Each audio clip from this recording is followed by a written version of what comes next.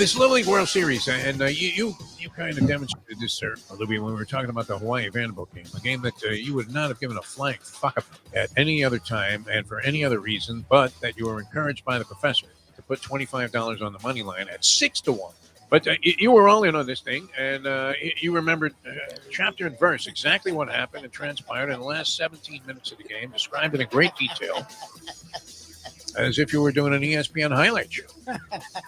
And that was over $25. So I happen to be in a bar, and I'm watching this Little League World Series. You know how they put that little thing up, and it's, it's always kind of stupid, I think, because you're asking an 11-year-old, what your favorite movie is. What do you expect them to say? Citizen Kane? Yeah, I hate when they do that. They put up about this little kid, came up, I think, with like the bases loaded, hit a little tapper to the pitcher to end the inning. They put up that his favorite food was a chicken sandwich. All right, so all of a sudden, when this grounder, this little tapper goes out to the mound, I hear this guy yell, "You know what, kid? Take a chicken sandwich and shove it up your ass." And then the guy was grousing, that he had money on the game. And I thought, well, I mean, that proves the point. You put a few bucks on a ball game, it could definitely change the dynamic of your character. Shove a chicken sandwich up your ass, you told this little kid. The time. Wake up with Defo, joined by Lubie. Welcome to the Defo Show.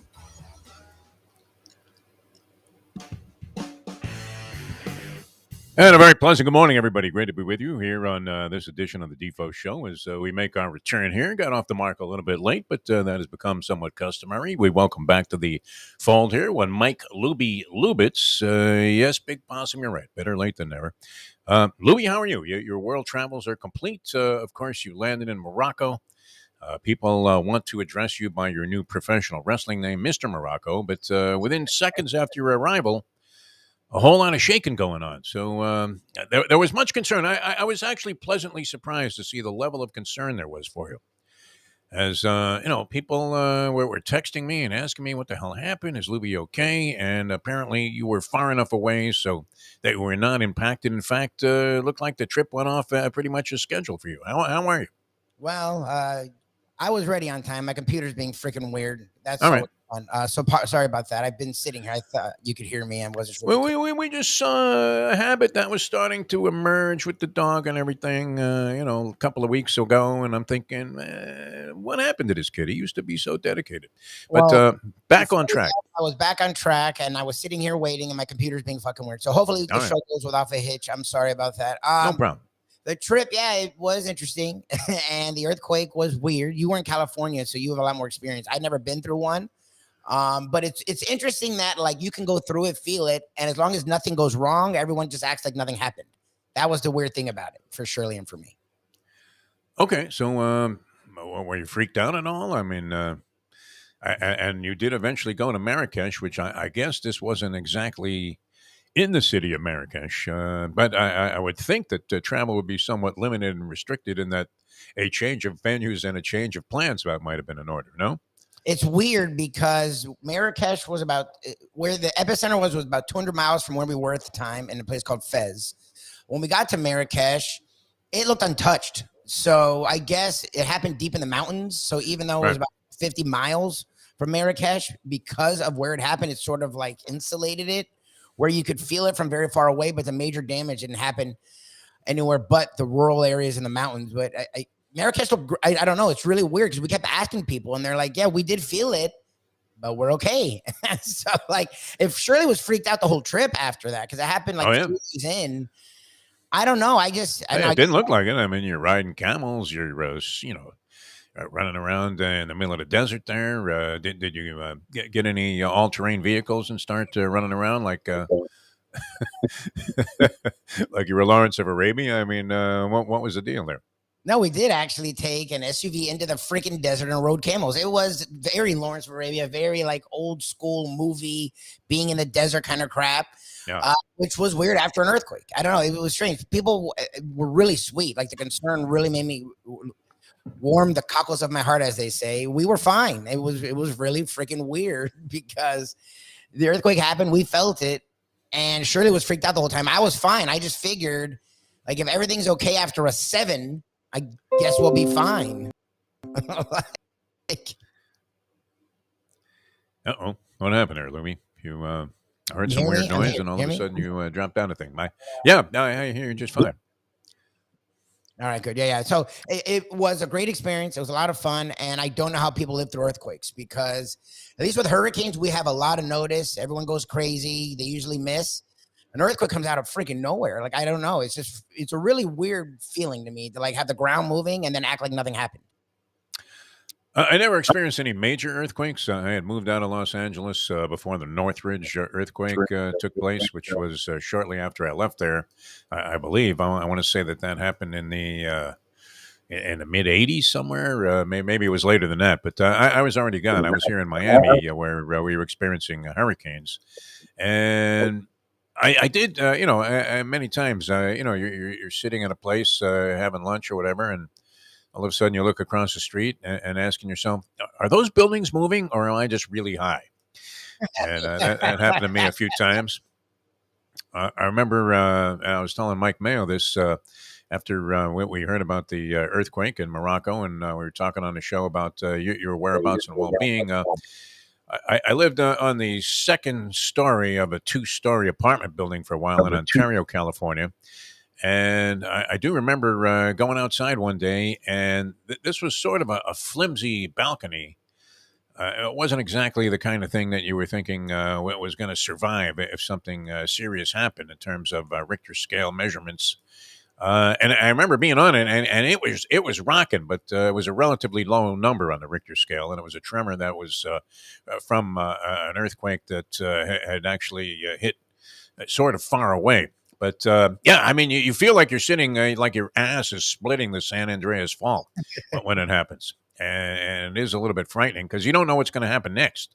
Is that just the precursor to something more serious? Is everything going to collapse? And you certainly, don't know what to do because there is, as you said, really no forewarning for this sort of thing. So, yeah, very, very scary. I mean, it was a tragedy. And then we thought, of course, that your next stop was Libya. As Oh, God. what kind of flooding? I mean, I'm looking at some pictures of this yesterday on the CNN. They had some pictures and coverage of the aftermath of this flood that took place. I mean, did it? What was there a tsunami or something that took place there? I mean, it looked like that the entire country was underwater. Yep. Libya. At one time, I mean, this was just mud and devastation. Very, very tragic. I think like 20,000 people. Is that the number? Or am I starting to sound like Donald Trump here, where you just exaggerate the numbers? By the way, that was Sheldon G pointed this out. The woman who replaced the previous host on Meet the Press that had Trump on yesterday. Mm-hmm. What an embarrassment. Did Putin buy NBC? I have never seen somebody I guess it happened on CNN too when they had that town hall meeting, when they had the change of management, and all of a sudden they were going to try and broaden their base by actually incorporating some Republican coverage into their conversations. And they had Trump on there for that council meeting or whatever they call it, town council. And it just went with the usual lies and warped interpretations of things and went relatively unchallenged. But this was an absolute joke, what happened on Meet the Press. What happened to this show that used to be like a pillar of journalistic integrity, that they would, the guy that interviewed Trump on Fox at least held his feet to the fire. And, and Trump was just babbling and then stammering as he tried to deflect the questions by talking about something completely different. Very much like a coach does when you say, hey, what about those 4 fumbles? Well, the guys play hard. Shit happens. Anyway, we're glad you're back, Lubie, and in one piece. Many people missed you. And, so the start time of the show will be 7 from now on. We took into consideration, Lubie, and I guess this would be somewhat prohibitive for you since you're traveling around so much for the noontime edition of the Mike Mayo Lunchbox Show. But we thought about going from like 8 to 9:45 and doing our no filter thing at 10 o'clock. I don't know. What's that? Whatever time. I was here. My computer, I haven't used it in a while. And update a little rusty. Well, no, an update came in, and if I did the update, then I'd be really late. So I'm like, no, I'm not going to do the update. I know Defo thinks I'm going to be late, or Defo's going to be confused if I'm late. So I didn't. So now it's just moving really slow. So I was up at 6. I was ready. I'm sorry. No, but I'm talking about a You serious can't. consideration of a change here. Change of You time. can't. I don't know. That would have you done with this by like 10:30. Would that work?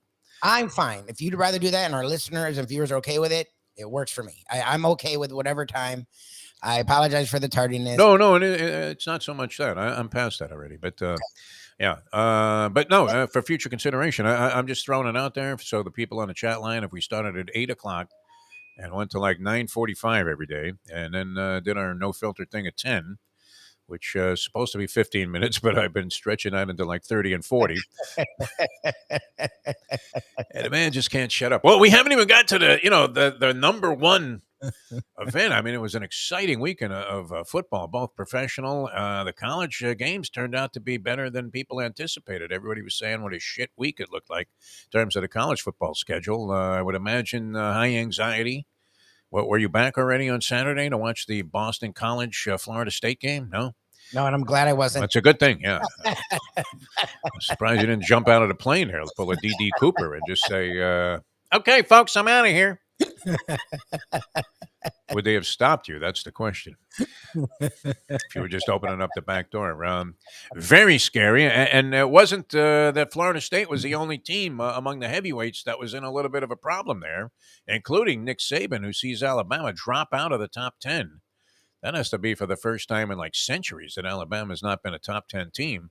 They drop out after their struggles against a weak opponent. And we saw Georgia also in a bit of a dogfight till they opened things up in the second half.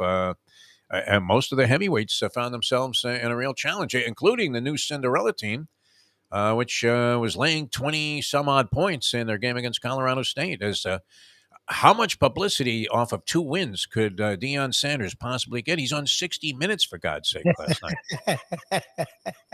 They just came back for a new season. This is what we're talking about, the Colorado Buffaloes, because they won a couple of ball games. Are you kidding me? I know it's remarkable and it's great, and it's part of the new landscape of sports on the college level where you can make this kind of transformation.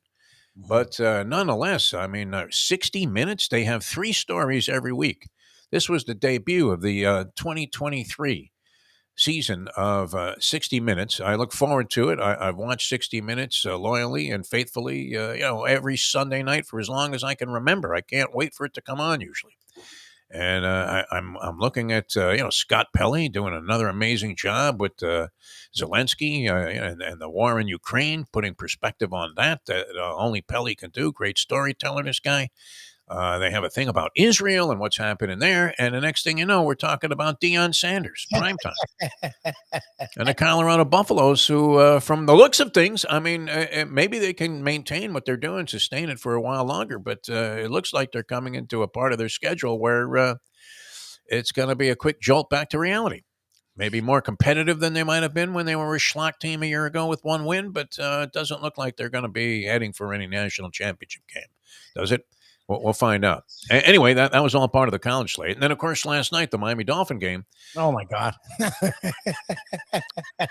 Were you not happy with that? I thought they looked great for most of the ball game until the very end when it got a little dicey there. And, wow, that replay I thought was highly suspect, didn't you?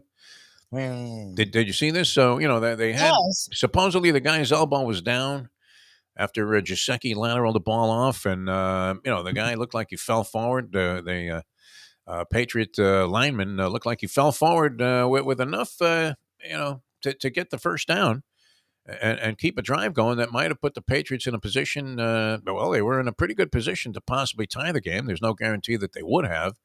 But after the Dolphins, I thought it clearly dominated the ball game. They found themselves, like a lot of teams did yesterday in the NFL, sitting there very much on the razor's edge with the possibility of suffering an ugly overtime loss. But you weren't impressed. I thought they looked good. I mean, Belichick's going to take away your top gun. I don't know that he was he certainly did a better job against Tyreek Hill than the Chargers did the week before.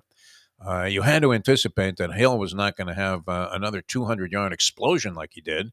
They had the 3 deep backs the entire time. They put a shell around the secondary, and we're going to limit the Dolphins to stuff underneath and have tacklers behind where they weren't going to allow these giant plays. But the Dolphins did run the ball very effectively. With Brett Tessler is going to join us in about 15 minutes here. I'm sure he's a very happy man today, at least from the standpoint of his client with the Miami Dolphins, Raheem Mostert, who was a monster in the ballgame with 121 rushing yards and a couple of touchdowns, including what turned out to be the game winner, that 43-yard burst up the middle, as the Dolphins appeared at that point to ice the ball game. But it got a little bit more problematic as the game progressed. Your man Mac Jones was hitting on some passes. There was a Devontae Parker sighting. Remember when we had that debate forever? Is Devontae Parker a number one receiver worthy of being a number one pick? And I think the answer when he was with the Dolphins, except for that, it was like one season there where he was great. And then he always seemed to be compromised by injuries, Devontae Parker, and probably also compromised by the fact that the Dolphins didn't really have a ton of talent to support him. It wasn't like he was playing for the Chiefs and catching passes from Mahomes. I mean, what did he have? Ryan Tannehill throwing the football to him? And we couldn't figure out if the Dolphins, it looked like they had made somewhat of a colossal mistake taking this guy with a first-round pick, but he's come back and sort of distinguished himself. Been a pretty good member of the New England Patriots, and clearly was their go-to guy. It was unfortunate for him that they went for the Patriots anyway. They went to him on that play where the X-Man Xavier Howard made the interception. They were thinking a one-on-one matchup there on the outside. Probably could win that. And that was when Parker was really good. Was it one season or two that Parker was really good for the Dolphins? One. He was just hurt. It wasn't that he was bad. He was always hurt. His coming out of Louisville, the knock on him was that he was always hurt. And then he was always hurt. It was almost Hill Green-esque, except for that 1 year. The 1 year where he was like a top 10 receiver and getting touchdowns and getting yards. But then he went back to being hurt again the next year. So, like, that was his issue. And he's done it in New England, too. He's hurt a lot. That's just sort of his thing. But when he's out there, he's legit. He has a lot of talent. And that's why Mac Jones went for that pass. And Xavier looked like the guy we knew 2-3 years ago. Yes, that was a good play, and obviously a huge play in the ball game as the Patriots fell by 7. So the Dolphins are 2-0, 2 road wins. You would probably have said, if you were doing the old Tony Segreto thing where you went down the schedule at the beginning of the season and you said, that's a win, that's a loss, that's a loss, that's a win, that's a win, that's a win, that's a loss. You would probably, as the cliche goes, be happy to come away from 2 road games inside the conference, won a divisional game against a rival who may be on the downside right now, but certainly is always formidable, although Tua is now 5-0 against the Patriots in his young career as a starting quarterback, 5-0 against Bill Belichick. But you would be absolutely thrilled to be 2-0 under any circumstances. The 2-point win against the LA Chargers and then a 7-point victory last night. 2 games won by a combined total of 9 points. Denver Broncos coming in off, wow, I mean, that was one of the weirdest games of all on the slate yesterday, the way it finished up. The Denver Broncos, who nonetheless...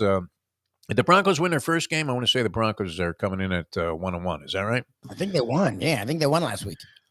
I think they won their first game, but it was not overwhelmingly impressive against, I want to say, a weak opponent. No, they lost to the Raiders. They were they lost to the Raiders. Okay, yeah. 16 to the Raiders. Okay. All right, so they come in 0-2, and you're in an excellent position to make it 3-0, the Miami Dolphins, as they'll come back next week and have their first home game against an opponent that's clearly staggering. I mean, Russell Wilson, the portion of the game that I saw preceded them getting a Hail Mary to get back into the ball game. Wilson had many opportunities inside the, I guess they were inside the 10-yard line, and had a lot of opportunities to punch in that touchdown on the previous possession. They ended up settling for a field goal, and they were down 8. Limited time left in the ball game. They kicked the ball away, and wow, I mean, they, I guess, got the 3 and out. They had their 3 timeouts. They get the ball back. It doesn't look like they're going to have enough time to make anything happen. They throw a Hail Mary to get a touchdown and fail on the 2-point conversion, which a lot of ugly goal line plays. Even the Dallas Cowboys in their dominance of the Jets. And by the way, the Jet fans that were thinking that Zach Wilson was no longer going to be Zach Wilson, so much for your magic wand theory, Lubie. You were not a subscriber to this one. You were not proliferating the theory that Zach Wilson was suddenly going to be okay. A young man that I was working with in your place on No Filter, a young man named Henry Markin, was extolling the virtues of and everybody believed this. I mean, the New York press was infatuated with it. We had talked to Antoine Staley from the Daily News, and he was saying, "Oh yeah, no, Wilson." I don't know that he was firmly on board that Wilson was suddenly. I mean, this was a guy they couldn't wait to separate themselves from.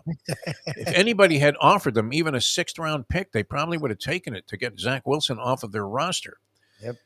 There was no reason to believe that all of a sudden, out of nowhere, and people were buying into this whole idea. Well, he's been around Aaron Rodgers now. I don't think Aaron Rodgers gave a flying one about Zach Wilson. He was there, and it might be, I mean, it's okay. I mean, look, Rodgers is in a very secure position in his life. He's got hundreds of millions of dollars, even if everybody hates him and thinks he's a douchebag. Including, as the professor pointed out last Friday, all of his ex-girlfriends. I mean, just, his family doesn't want to have anything to do with him. Hard to imagine that he just took young Zach Wilson under his wing and said, you know what, I'm not going to worry about how I'm going to do with the Jets this year. I'm only going to concern myself with mentoring you. It'd be like me saying, you know what, Lubie, I don't care that I'm going broke or, that the show's going under and that we, are hard-pressed to keep the doors open here. All I'm going to do is try to mentor you so that your career now I might be at the stage where that would probably be something that would be a position that you would want to take. But unfortunately I got to keep going. Yep. And I can't imagine that Rodgers was going to transform Zach Wilson from the bum that he was and an all-time, I mean, right up there. If he wasn't the second pick, he would be. He's one pick away from being Jamarcus Russell. And look, I would be rooting for him. I'm the last one to say, hey, listen, this guy's a dog, and you should think that forever.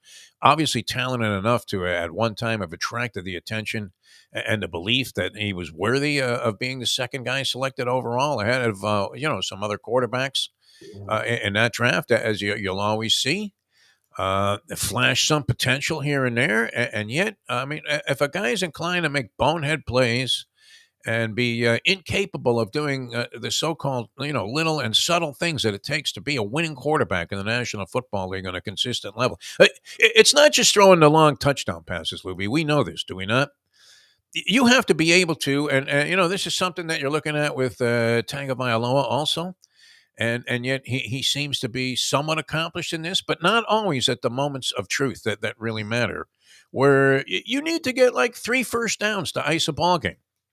And, you end up going 3 and out or throwing a pick or fumbling or, losing sight of a snap as it goes between your legs and rolls backwards for 20 yards. That's what was happening with Zach Wilson and the Dallas Cowboys, who looked overwhelmingly impressive in shutting out what looked like a really, really lackluster New York Giants team in week number 1. We're just shellacking the New York Jets yesterday. And yet the Jets, oddly, and this has been true of a lot of games so far in the NFL, I guess it's true of games in all sports, where one team is completely dominating, but they're not leading by a lot of points and or runs. And you're saying to yourself, how is it possible that the Jets are still in this ballgame? And then he hit 1 home run ball to Garrett Wilson, and they're back in it all of a sudden at 10-7 when it should have been like 21 to nothing. I mean, that was a Dolphins game. You're not wrong. Like, if you watch that game, the announcer said it. Like, if the Patriots score here, it's a game. The Dolphins were dominating. Like, it was they kept it close enough. Yeah. And the teams are struggling in the red zone. Like, that was the Dolphins' problem. That was just the Dolphins weren't able to get a couple field goals that would have ended the game. That was my issue with the game for them. And that was with the Jets game. The Jets, even though they were totally getting outclassed, they were able to just hang around in that first half. Let me clarify something too. Mark, our good friend Mark on the chat line, who says the interview with Dion was excellent. He brought his kids, his son as the quarterback. Yeah, yes, all of that's great. I'm just saying that while this is a terrific story and it's been very compelling for sports fans, it just seems that of the 3 stories they were going to open up the new season of 60 Minutes with, that one would have been sort of low on the totem pole. Kind of like, we acknowledge our good friend Jim Sarney, who, by the way, is writing again. Lubie, have you caught this, or were you out of touch with all reality while in Morocco? I heard. I haven't seen it. Sarney is back. Yeah. and the Maven. TMG the Maven as the source of his new columns, which he did make a very favorable mention, I think, of you in one of his writings. And I'm thinking, I don't know, are the new people really going to say, hey, listen, Jim, you can't come up with anything better than that? But what we love about Sarni is he loves all the stuff that we normally would not have. It's just not high priority stuff. It's great. It's like I could talk about horse racing all day on his show or boxing, and it'd be terrific if that was our only audience. We were on some, boxing site like The Zone, DAZN, or, you're on the Daily Racing Forums podcast. But for a general sports audience, these are relatively obscure. And so, you're going to kind of stay in the mainstream. Not that you want to talk football exclusively, but we love the fact that he picks up on all this stuff, like he's in the WNBA playoffs and all of these other things.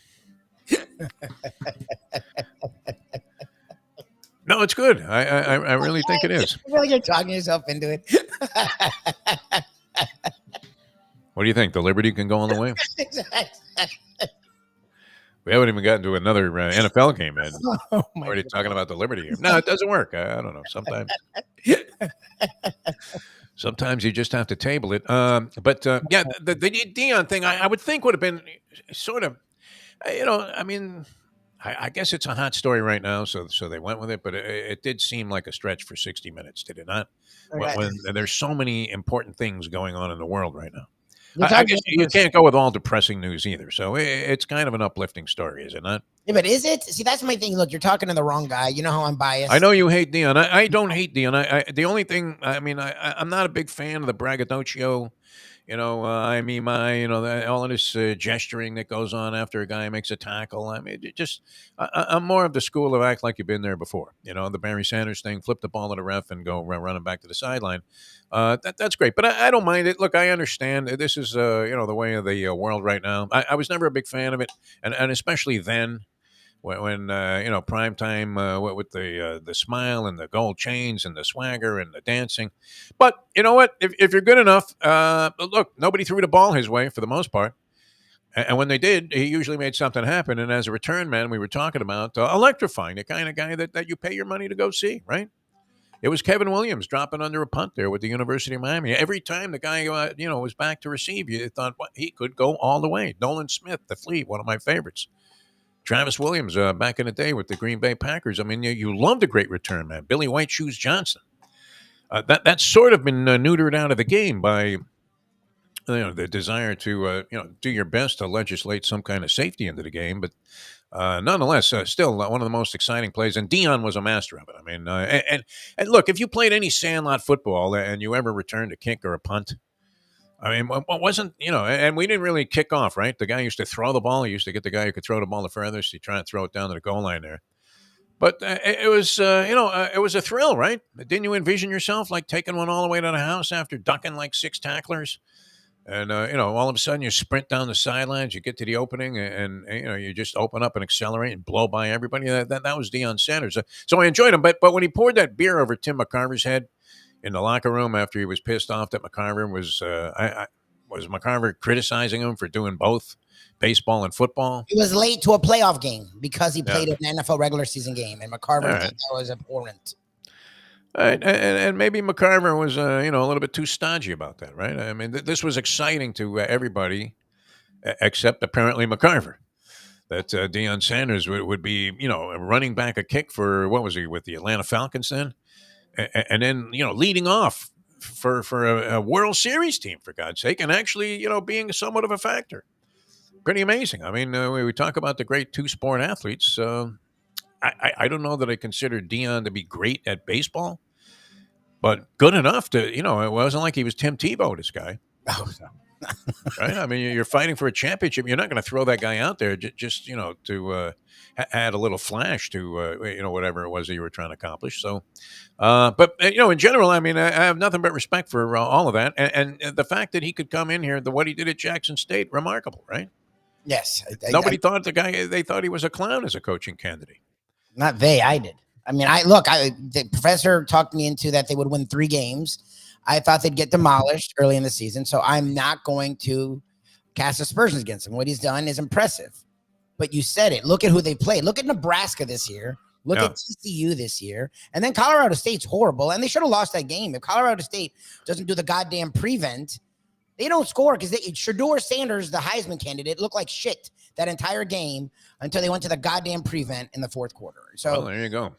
So, Tony Sperano, ladies and gentlemen, from the grave, rising up and integrating his lame strategies into a Colorado State game. Yeah, that was interesting. But I thought maybe it was a bit much. 60 minutes, first show of the season. They can't come up with something. Some composer, some guy that's out front of an orchestra.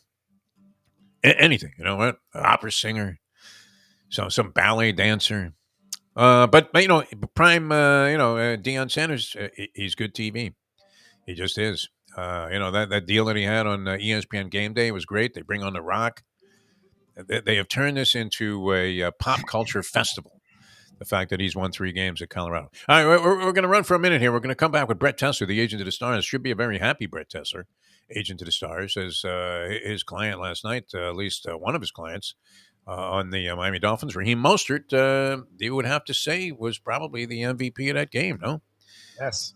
Can make that case, although, see, that was, you're going to love this one, Lubie. Was that not somewhat of a well-balanced team effort yesterday in getting the so-called W against the Patriots on the road? I don't care, as Tua was pointing out, and it's also cliche, tough to win games on the road in the NFL. Mm-hmm. So any way you do it is good. And it wasn't like they did it in a really sloppy fashion. I mean, they played well in general. But, found themselves in a little bit of a dicey situation late. All right, we're going to come back with Brett Tessler. We'll get some insight into the NFL. And then later on, brought to you by Jimmy Johnson's Big Chill in Key Largo, we will have Pigskin Playbook with John Congemi. He's going to join us at the top of the hour at 8 o'clock, be with us for about 45 minutes or so. So we'll get his analysis. We'll get into some of the college games as well. I don't know how much analytical data you need on the Canes' victory over Bethune-Cookman. Yeah, good.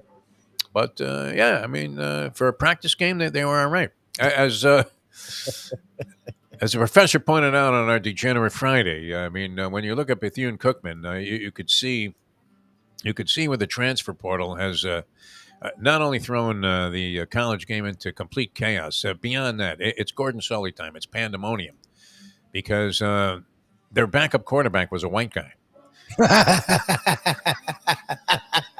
How is that possible? All right, back with more in a moment. Now that. The time. Imagine it. Oh, my God. I was saying that would be like the drum major for FAMU's band being a white guy. Last thing you would ever anticipate. Oh, my God. Happy New Year, everybody. I got stopped on the street. Yes, I'll get into this later because we want to bring Brett on. It's did you throw the time in there? You did. It's 7:40. Oh, my God. Ponies in Style at Champions, the outstanding simulcasting room at beautiful Hialeah Park. Yes, the grand old lady of thoroughbred racing has never been more vibrant, and you can wager on the races from the top tracks around the country while enjoying a cocktail at the Brass Rail Bar or any of the fine food served throughout the facility. If poker is your game, you're covered in style, and you can play all your favorite Vegas-style games, including blackjack, craps, and roulette, in Hialeah Park's sizzling hot casino. Get a player's card when you walk through the door for all kinds of generous amenities, including our favorite, free play, when you come out to the ultimate casino and entertainment destination, Hialeah Park. These days, we're all looking for comfort anywhere we can find it. Thank goodness for Landlubbers Raw Bar and Grill in Plantation, because they are making sure you are as comfortable as possible. First of all, they're not only open for delivery and pickup. All you have to do is go to landlubbersbarandgrill.com for both pickup and free delivery. You're going to have the best wings in the world. You're going to have a great burger. You're going to have their amazing soups. Again, Landlubbers, Raw Bar and Grill. It's nice and easy. Just go to landlubbersbarandgrill.com for both your pickup and free delivery. Thank goodness for landlubbers for making you always feel right at home. Are you looking to buy your first home? Have you been turned down for a loan? Do you need to refinance or get money out of your home? Call Michael Kodsey, CEO of Choice Mortgage. He's been helping the South Florida community get mortgages for 30 years. Hi, this is Michael Kodsey, CEO of Choice Mortgage. We have the most competitive fixed rates in the market. Call me 24/7, 561-441-2730. And remember, I don't just work banking hours. To make the right choice for your home, call Choice Mortgage today. The simple pleasures of this job, the way a stadium sounds when one of my players performs well on the field, the way we are meant to protect them in health and in injury. Less work, more attention, caring for them, caring for ourselves in the games too. The agent to the stars, the one and only Brett Tessler. Welcome back to the show. Peel yourself off the mat Monday here. We should mention the Marlins sweep of the Braves before we get into a little more football with Brett Tessler, including 16-2 yesterday. Just a home run festival as we welcome Brett in. Did the Marlins, Brett Tessler, bring back Dan Ugla? That's what it looked like. I mean, hitting balls out of the park like there's no tomorrow. How are you, my friend? Everything's good, man. Everything's good.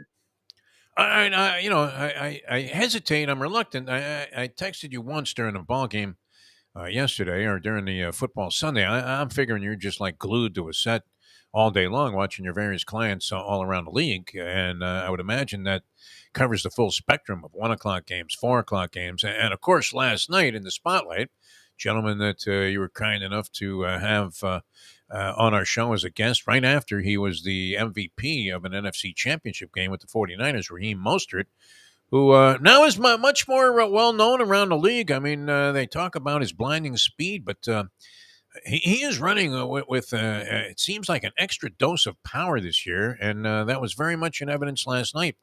The explosiveness of this kid as he went for over 120 yards and a couple of touchdowns, including what turned out to be the decisive one. So I would imagine it was a day of celebration around the Tessler household. Yeah, I couldn't be more proud of that guy, because as impressive as what he does is to the people who are watching it. Obviously, he was the star of the game last night and, had, as you mentioned, that huge touchdown to seal the game. I've been there with this guy for the last, 7-8 years, going through, getting released by team after team after team, injuries, just, you name it, this guy's been through it. And nobody out there can really appreciate how hard a guy like this works and how tough a guy like this is. And, what a guy like this has sacrificed to get to the point where he is today. So it's truly an inspirational story. Nothing came easy for this guy, either in life or football. Nothing's been handed to him. And he's living proof to everybody out there, regardless what you do, that if you work hard enough, if you believe in yourself, if you stick with something, that in the end, it can pay off. Well, and you know what? He was on a couple of interviews after the game, including one on one of the local television channels. I guess it was NBC because I still had the station on, and he came out for the post-game interview. Well, what a terrific young guy! I mean, and he was talking about how he's 31, I guess now, and as you said, he's been around and he's had to schlep to all kinds of different places and situations, and finally gets a shot. But he says he's playing like he's 25, and it looked that way. That's really a tribute to this guy's dedication. That he seems to be. He looks even sharper than he did that year with San Francisco, where he was so effective. So of all the things that irritate me about the running back market and some of the misconceptions about running backs, meaning, that when a running back turns 30, it's like all of a sudden, poof, they disappear. It's not about the age, it's about the mileage. And you've seen plenty of running backs prior to the age of 30, guys who were the top backs in the league, whose teams were giving them 300 carries, 400 carries a season. And usually, those guys' decline is very, very sharp and very sudden. So, when you think about guys like DeMarco Murray, when you think about guys like Sean Alexander, some of the other top backs in the league whose teams literally ran them into the ground. That's never been the case with a guy like Raheem. And, sure, occasionally you'll see him get the tough carry where he's got to plow ahead and, take some punishment in the process. But on the other hand, you see so many runs like the big game-sealing touchdown yesterday where the guy doesn't get touched. And the reason why the guy doesn't get touched is because still it doesn't matter whether this guy's 21, 31, 51. At the end of the day, he's still the fastest player in the league, or certainly one of the top 2 or 3. And so, as long as a guy like him continues to have that gear and the way the guy takes care of himself and the way he's just physically gifted, there's no indication that that's going to end anytime soon. So hopefully the team continues winning games, and hopefully he continues answering the bell when his number's called. But again, the thing that makes this team so potentially dangerous is the fact that, you watched the game last week where Tyreek has however many receiving yards, 200 plus. Don't forget that almost every one of those plays begins with a fake handoff to Mostert, which completely freezes a defense and allows the receivers and, other people on the offense to do their jobs. And then you come into a game like this where New England's probably thinking, okay, we're going to do whatever we have to do to take away Tyreek or Waddle. And then you have to deal with Mostert. So as long as this team can continue to beat teams either through the air or on the ground with the weapons they have, it figures to be a very successful season moving forward. Well, and I'd like to hear what you, Mostert, they think, because what's interesting about this team in the NFL nowadays is they like to do 2-3 backs. We've always heard in years past that running backs hate that because they like to get into a rhythm. It sort of felt yesterday that McDaniel woke the hell up and just kept feeding Mostert. Like A-Shane ran once, Ahmed ran a couple times, but it felt like he sort of wisened up because Mostert was the hot hand and Mostert was getting the job done, and they kept giving him the ball. Like, does a coach talk about that ahead of time, or is that more of the kind of thing you see in game where they're like, all right, screw it, we're just going with this guy? I think it has a little to do with both. I think coaches always try to predict what the opposing coach is going to try to take away on any given week. And again, where you come out of a game last week against the Chargers where it's just a total shootout, naturally, if you're the New England Patriots, if you're Bill Belichick, if you're, the other coaches on that defensive staff, you're thinking, okay, how do we avoid something like that happening to us? And the only way to avoid it is to scheme against it, which then opens something else up. So part of it is definitely game plan coming in. Miami has to know that New England's got to be thinking about trying to shut down the passing game, which if you look statistically, relative to last week, I guess you could say that they kept Tyreek in check. What did he have? 5 catches, 40 yards. What did Tua have? 200, 250, something like that throwing. But the defense really played well. Special teams made some good plays. And so as the game goes on, you obviously see what's working. And even on the plays where Raheem maybe didn't have the biggest lanes or the most room to work through, you still see that he was still managing to fight for some tough yards there and really kind of wearing the defense down. So it's just a matter of time as a game like that goes on, where it's just it's just a matter of when, not if, something big's going to happen, like the 40-something yard touchdown run to seal it. I'm watching 48 on the Patriots, who I may be butchering this name, Jelani Tavai. Is that right? This guy was on his face. I mean, he looked like that masked wrestler that comes in from the Midwest to take a dive in, some Vince McMahon promotion. They exploited this outside run onto the left side, and it seemed like it was always Tavai who was, literally getting plunged into the turf time after time, trying to make a futile attempt to tackle Mostert or any of the other guys they put in that position. All right, well, what do you think? An overall assessment. I mean, 2 road wins. People would say we talked about the cliches that apply. All of them do. tough to win on the road, period, in the NFL. You have 2 conference wins and now a divisional win over the Patriots, who Tua has never lost to. He's 5-0 against the Patriots, but come home looks like a pretty soft spot for the home opener. The Denver Broncos looked fairly pitiful throughout most of their ball game yesterday, even though they came within an eyelash of taking it into overtime. But they seem to have their problems. A loss to Las Vegas in the opening week. The Raiders came back and got crushed this week, so we don't know what to make of them just yet. But where would you say the Dolphins are at? I mean, I would have to think that people's optimism was well founded. Very exciting when they have their offense in flow, as they did throughout most of that game, even though the point total wasn't all that high. Yeah, no, it's one of those things where in this league, obviously, you go on the road 2 games, even though the Chargers are a team who hasn't been one of the top teams in the league. They're certainly a team that's very dangerous. And, with that aerial attack they have and the quarterback they have, they're a team that really theoretically could beat anybody. And New England's New England. They're always going to be incredibly well coached. I think Mac Jones actually runs what they do offensively pretty well.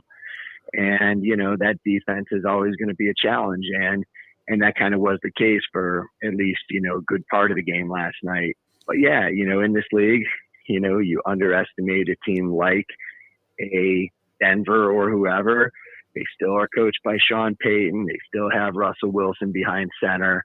So you certainly can't afford to take anybody lightly. But I don't think the Dolphins have had their biggest tests yet. But it's not like 2 good quality wins on the road is anything that, people can just assume. But the way they're showing, again, the ability to beat you in a variety of ways, and as long as their defensive backs are playing like they're playing and, making interceptions and other impact plays like that, again, as this season goes on, with the offensive line continuing to gel and the timing and everything else clicking, it's definitely a more exciting time to be a Dolphin fan than I could probably remember here for many years. Our friend Brandon Lang, who was the subject, I guess the character that they based the movie 2 for the Money on, I believe that has been well founded in truth. You mentioned Brandon Staley to this guy. Brett, I have to tell you, I know that privately, you're not squeamish about certain graphic conversations, but I mean, this guy brings to light things about Staley, at least in his mind, his perception of him, that it goes beyond anything you would find on Pornhub. But how hot is that seat right now? After another, I mean, it can't be Herbert. Lubie's not a Herbert fan because he's a huge Tua fan, and he hates the argument about that the Dolphins blew it by not taking Herbert before Tua. And that still remains to be played out. Although, right now you'd have to say at least Tua is winning and Herbert isn't. But is that just coaching there? I mean, is this guy doomed? But before the season is over to be replaced? I'd say that Herbert is definitely one of the 5 most talented quarterbacks in this league. When you just talk about all the tools and measurables and everything that everybody looks for in a franchise quarterback, when these guys get drafted so high, you can either tell that they're either the real deal, like a Burrow, like a Herbert, like some of these other guys, or, it goes the Zach Wilson way. And so there's no doubt that Herbert is a franchise quarterback. There's no doubt that the Chargers are very, very lucky to have him. But in this league, somewhere along the line, you also have to play some defense. You also have to, have a good roster and good depth. And in the event that someone gets injured, you have to have guys who could step in and get the job done, which is even really more impressive when you look at what the Dolphins are doing, because any way you slice it, Teron Armstead's one of the best players on the team, certainly one of the most talented. And so the fact that they're winning these games without him and that guys are stepping in and the team isn't really missing a beat, that's, to me, just about as encouraging as anything else going on, because injuries happen, and any player can go down at any time, and you got to have the next man up. So when you look at some of the other teams in the league, and their starters aren't getting the job done as well as other teams' backups in certain instances, that's where fans, media, organizationally, people need to start looking at decisions that are being made at a front office level and, a coaching level. I'm not talking specifically about the Chargers, but really that's the case with any team in the league that appears to be committed to winning, because there's some teams in the league in today's NFL where I think people question those teams' commitment to winning. You've heard some people speculate that teams will tank to try to get a franchise quarterback, or, teams would rather just go cheap and pocket profits as opposed to, really trying to go hard after a championship. I think the Chargers are a team that are definitely trying to compete. Again, when you go ahead and pay a guy like Justin Herbert and add some of the other weapons on that team, you expect the results to be different than they've been. And after a certain amount of time, people really have to look at those situations and ask why the team is underachieving, if that's what the case is. And even more closer scrutiny, you tend to look at coaches that are always losing close games. And I say, well, I mean, that seems to be a persistent pattern. I mean, even last night, Belichick appears to be outclassed in this game in terms of personnel, and Dolphin offense is zippity-doo-dah up and down the field, and yet somehow they're still in a game. Which people point at Belichick and say, yeah, well, he's nothing without Brady. But, still, I mean, with a team that was penciled in to finish last in the division, they played at least a couple of competitive ball games so far this year, albeit after being outclassed. So you're thinking, maybe this guy is making adjustments in the second half that, find ways to at least give him a fighting chance. Whereas Staley, it just seems like you look at, and you can pinpoint at least, one and sometimes several places in the game where he just seems to make a bozoic decision. So you're wondering how much longer they'll put up with that if the Chargers keep losing. All right. I always thought the miracle on 42nd Street was about the fact that somebody had survived eating at Tad's Steakhouse. But apparently, I mean, it's not going to be the Zach Wilson story, which I don't know how you feel about that. I hate to just trounce and dump on a guy who, had a lot of promise, obviously, and the fans were turned on by the idea that Zach Wilson was going to be a star quarterback in the league, possibly for years to come. That hasn't transpired. It doesn't mean that it won't someday, manifest itself, where Wilson's a good player. But I didn't think it could happen overnight. I mean, the Jets would not have gone to the extremes that they did to get Aaron Rodgers if they thought that this was even remotely possible. And yet people were of the belief that this was going to suddenly turn around. So what did you make of what you saw of this performance yesterday, which was very typical Zach Wilson, where he has like, yeah, go ahead. Yeah. So here's what I'll say in Zach Wilson's defense. Zach Wilson wasn't the one that got shredded by the Cowboys offense right from the opening spell. True. Zach Wilson wasn't the one who, the Cowboys defensive line just absolutely massacred, at the point of attack. That was obviously the Jets offensive line. So while Zach Wilson definitely was not the solution yesterday, I think he was far from the only problem. And at this point, Defo, what is this? Zach Wilson's third season now. Yes. He's had every opportunity as a guy who was anointed a franchise quarterback from day one, the guy who started, the guy who went down with some injury, had some time to come back and play again, the guy who was taken out of the starting role when you bring in an all-time great like Aaron Rodgers, and this was supposed to be a guy that he'd be able to sit behind throughout an off-season and a training camp and learn from and watch the way he prepares and watch the way he studies and watch the way he handles teammates and everything else. And that didn't work, or at least it doesn't look like it worked yesterday. So the reality of the situation is the Jets started the season against obviously a very, very good Buffalo team and a very good Dallas team. And so if you were a Jets fan and somebody told you that you were going to come out of those first 2 games 1-1, you'd probably take it.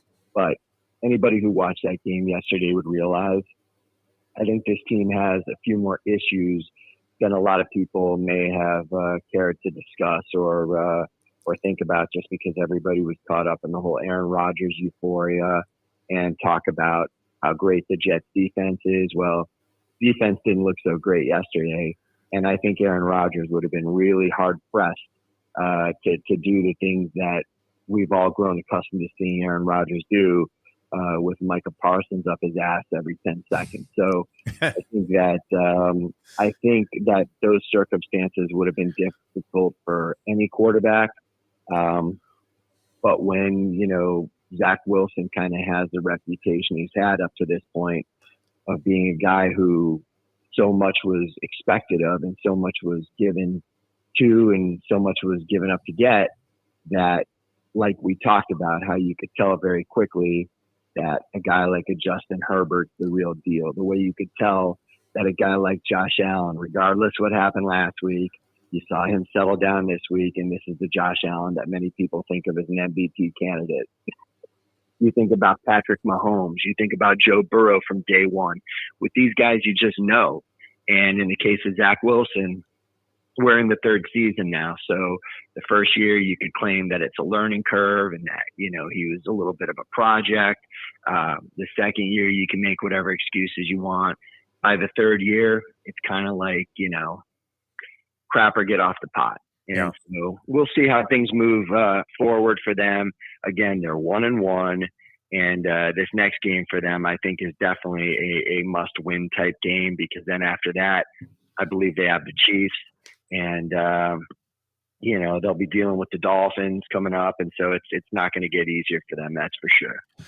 Home to the Patriots, who are off to an 0-2 start. So, Brett, always a pleasure, my friend. Congratulations. Please express our congratulations to Raheem, who, distinguished us with his presence there, an exclusive local radio interview. We still are greatly appreciative of that. And great to see him doing so well. And the Dolphins are 2-0. Thanks so much for being with us. Pleasure is mine, guys, and hopefully they keep it going. So we'll talk next week. Thanks, that's man. All right, sounds good. This is a Aaron Rodgers story. I don't know. Could he have done a whole lot better under the pressure that was being exhibited and administered by the Dallas Cowboys? It did seem like this man was running for his life, Zach Wilson. In fact, he made a couple of nifty runs to escape this pressure. But you had to think eventually he was going to throw a couple of picks, and that's what happened. So, but at that time, and Dallas had dominated, and time of possession was exorbitant in their favor, just overwhelming. And they were marching down the field. They had 5 field goals in the game. Mike McCarthy's, this isn't even red zone. This is like sub-red zone, like inside the 5. His play calling, I thought, was extremely suspect, as continued to try to ram the ball up the Jets defense's ass and couldn't do it. I mean, when you see that this isn't working, don't you have to flip a pass play in there?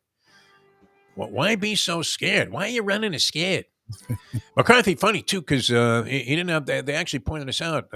Tony Romo caught onto it, I guess, or Nance. We're saying that what everybody was probably thinking, that they always have the play chart up to their faces. So in case Belichick has put a lip reader in the crowd somewhere that was relaying signals like they were in casino trying to cheat De Niro, that he had the chart down by his chest, so you could clearly see what he was saying. I knew the place. And Romo, of course, knew the plays because he was in. I guess it's a completely different system, but he speaks the language and was a cowboy. He has it in his blood, and so he's saying, "Okay, they're going to run the ball off the left side here." Seemed like Aldi Reganis all of a sudden. All right, we want to get to John Congemi, a little pigskin playbook. That's coming up in just a few minutes. John, standing by here, Lubie. He has the link. I spoke with him. So okay. He should be joining us shortly. All right, let's hope so. All right, we'll see if we can find him. And we'll come back with John Congemi and the Pigskin Playbook, brought to you by Jimmy Johnson's Big Chill. And that is right there as you head into Key Largo. As soon as you see the Key Largo sign, you look to the right there, and there it is. And believe me, it is total paradise from a number of different aspects. Great place to hang out if you're going to the Keys. You ask and you receive. Oh, look how handsome this man looks today. Unbelievable. He puts it to shame every week. Are you using like professional lighting, John? Because I mean, no. Actually, this is about as ghetto as I get right here. I've got contraptions hooked up, lights hooked up everywhere I can. Yeah. I remember I actually was part of a production where we won an award for like the production quality, and we were using lights at a dog track that we had bought at Kmart on the way down there. It was like the old Flagler dog track, now Magic City Casino. Not the neighborhood where you necessarily find like top level television equipment near the dog track. You know when you have to hit the light a few times just to make sure? That's what I've got going. Yeah. It looks good. All right, we're going to take a little pause here and come back and extol the virtues of Jimmy Johnson's Big Chill and the Dolphins. And once again, magnificent job on all of the coverage that you were involved in yesterday. Fantastic as always. And the college ranks, we didn't really get into that. So John Congemi, the Pigskin Playbook, coming up, brought to you by Jimmy Johnson's Big Chill in a moment. Now that. The time. It's 8:07. Folks, Tony Segreto here. Let me ask you a question. What do you look for when you go out to eat? Good food, obviously, friendly atmosphere, not too loud, but good energy, reasonable prices, and a place where you feel comfortable. All those ingredients, no pun meant there, are hard to find unless you're talking about the Texas Roadhouse. You see, they encompass all of those attributes. Really, really good food, amazing atmosphere, good for a family, good for a date, or just a night out for yourself, and prices that will make you extremely happy. Their ribs unmatched. Steaks hand-cut every day. Everything, and I mean everything, is made on site, including their incredible bread. It's the one day, folks, that you can forget about low-carb diets. Trust me when I tell you, Texas Roadhouse, your restaurant, your destination when you say, where should we go and eat tonight? From the newly renovated sports bar to the beautiful bayside views captured at the Tiki Bar, Jimmy Johnson's Big Chill has it all. Located at mile marker 104, the Big Chill also offers waterfront dining while experiencing breathtaking sunset views of the Florida Keys. It's simply the hottest spot in the Keys to cool off. That's Jimmy Johnson's Big Chill at mile marker 104 in Key Largo. For more information, call today at 305-453-9066. He followed in the footsteps of the great Dan Marino and brought Pittsburgh to heights not seen since the great Tony Dorsett ran the ball to Panthers' glory. He made the CFL fans forget about Flutie and Theismann and Warren Moon. As a football analyst, he's been compared with D-Row and Madden. And even more importantly, he survived the Joe Philbin era as a member of the broadcast team, the Finsiders. We welcome to the program the great John Congemi. Made a dynamite debut, as alluded to in the opening there, and came right back with a strong follow-up. And every Monday, 9 o'clock, we go Dateline Dolphins with John Congemi. Jonathan, how are you, my friend? I am doing terrific, Defo. I think the most impressive thing about that open was me surviving the Philbin era. I thought that was The only way to get your morning started is with Defo, joined by Lubie, right here on the Defo Show. I think Sit and Shiver with Terry Schiavo was probably more exciting than the Joe Philbin era. You might be right. Hey. All right, welcome back to the show, people, and we welcome in John Congemi. We call this Pigskin Playbook now. That was an old clip from the radio show that we did, and that's where you made your literally, I mean, a smashing debut, and it's been just nothing but excitement ever since. So we welcome you back to the program. I thought it was impressive last night. I know it got dicey. Seems like, I mean, if you watched anything around the league, how is it possible that the Denver Broncos were a 2-point conversion away from sending that game into overtime? We saw any number of other games in the end going, change completely. And the Giants coming back against Arizona, which are they tanking or what? We'll get into that a little bit later on. But I thought the Dolphins were impressive last night. The cliche we've been alluding to, I think has some validity, and that is a win on the road in the National Football League under any circumstances, no matter how it was accomplished, is great. But I certainly don't think that this was a sloppy win by Miami. Their offense looked great for most of the ball game. Didn't have a lot of points. Wasn't necessarily because of bad timing on turnovers or an excessive amount.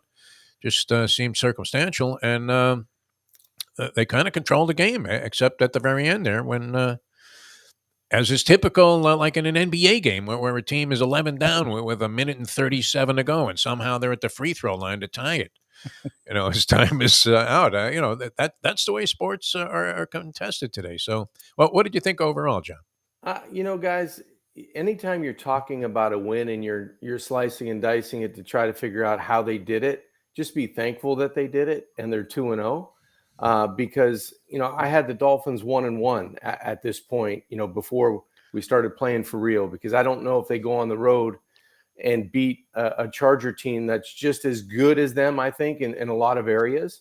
But I did have them going on the road and beating New England. And you look back at these 2 wins, they did it in a variety of different ways. I thought the offense, for the most part, carried the team on their back. A couple weeks ago in Los Angeles, where they were able to keep throwing haymakers and punch after punch. And, Tyreek was just wide open for the entire afternoon, and Tua was on the mark everywhere.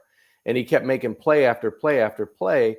And you just felt like, wow, this defense has got to come up and make a stand somewhere to change the tide. And they did at the end. Vic Fangio, I alluded to it on Channel 4, hold the cannoli, give me the double espresso. He said, let's blitz. And he sent the house, and it worked at the end. And whether he was holding that or not, it was a great defensive move by an awesome defensive coach.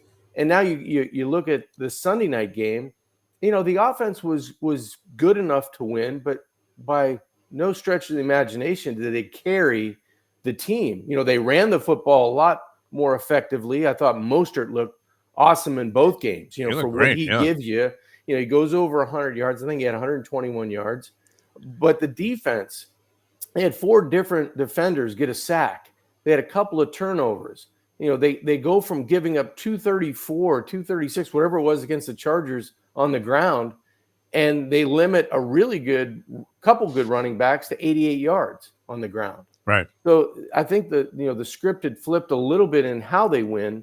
But when you're doing that and you still win, you're thankful that you're 2-0 and you're coming home to play an 0-2 Denver Bronco team on Sunday for their home opener. No, they've been impressive. I would agree with you. This Van Ginkel last night, I mean, nobody could rip Van Ginkel after the game that he had, because he was great. He made like a Dwight Freeney spin move at one point. He didn't actually get to the quarterback, but he put pressure on, and he just looked terrific. And he was showing signs of being a really good ball player. What has it been the last couple of years? He is. Yeah. No, he's been flat out what the Dolphins got when they drafted him out of Wisconsin.